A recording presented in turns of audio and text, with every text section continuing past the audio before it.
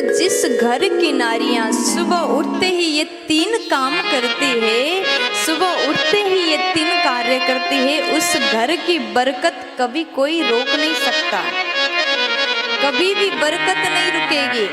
देखो मैं रोज कहती हूँ, हमेशा कहती हूँ कि नारी ही अपने घर को सुंदर बना सकती है।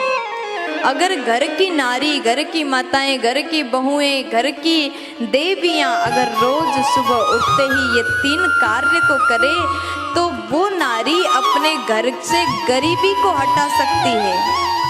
अगर बहुत गरीब परिवार भी है, अगर नारी नियम से रहे तो उस घर की किस्मत को चमका सकती है। घर में धन धान्य वो नारी ला सकती है।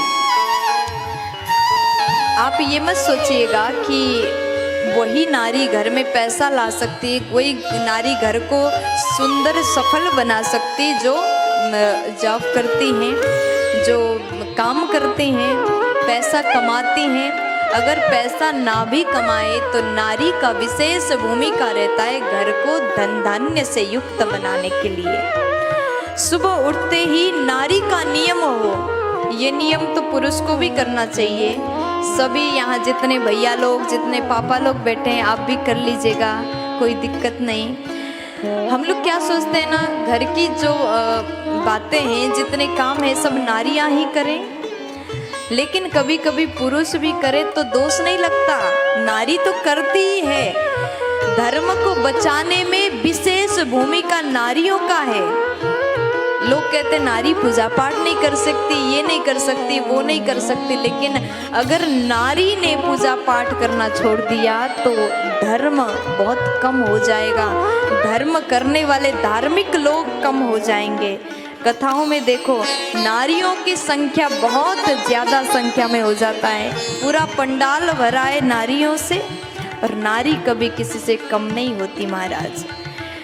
घर को चमकाने के लिए, घर को स्वर्ग समान बनाने के लिए विशेष भूमिका नारी का होता है, और धर्म को बचाने के लिए भी नारियों का विशेष भूमिका होता है। ये कहते हुए मुझे थोड़ा सा भी दिक्कत नहीं लगता, ये कहते हुए मुझे थोड़ा सा भी डर नहीं लगता। तो ध्यान से सुनिएगा, ये 3 बात मैं आपको बता दूं।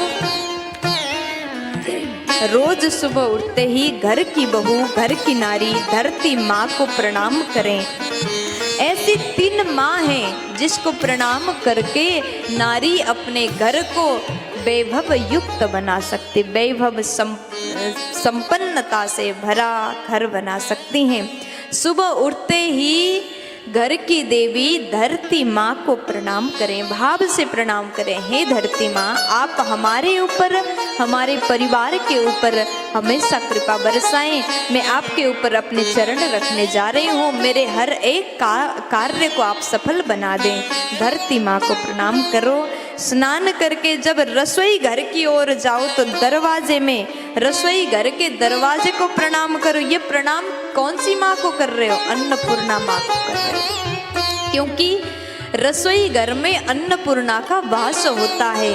और जो नारी धरती माँ को प्रणाम करने के बाद अन्नपूर्णा माँ को प्रणाम करके ही रसोई घर में प्रवेश करती है, उसके रसोई में कभी धन धान्य की कमी नहीं हो सकती है। उस घर में कभी अन्न की कमी नहीं आ सकती, उस घर में कभी कोई भूखे नहीं जा सकते, उस घर में आए अतिथि कभी भूखे नहीं सो सकते। इतनी बड़ी कृपा अन्नपूर्णा माँ का उस नारी के ऊपर होगा कि वो नारी अपने रसोई को हमेशा भर करके ही रख सकती है। और तीसरा प्रणाम, घर की नारी अपने घर के बड़े बुजुर्गों को, सासू माँ को प्रणाम। पहला प्रणाम धरती माँ को, दूसरा प्रणाम अन्नपूर्णा माँ को, और तीसरा प्रणाम अपनी सासू माँ को प्रणाम करें। और अपने घर के वृद्ध बुजुर्ग जन को प्रणाम करती है तो वो नारी, ऐसी नारी बहुत ही गुणवती होती है। अगर नारी में ऐसा गुण है तो उस घर में बरकत होने से कोई रोक नहीं सकता। अगर नारी में ये गुण हो तो आपके घर हमेशा संपन्नता से युक्त बना रहेगा। प्यार से बोल दीजिए राधे राधे।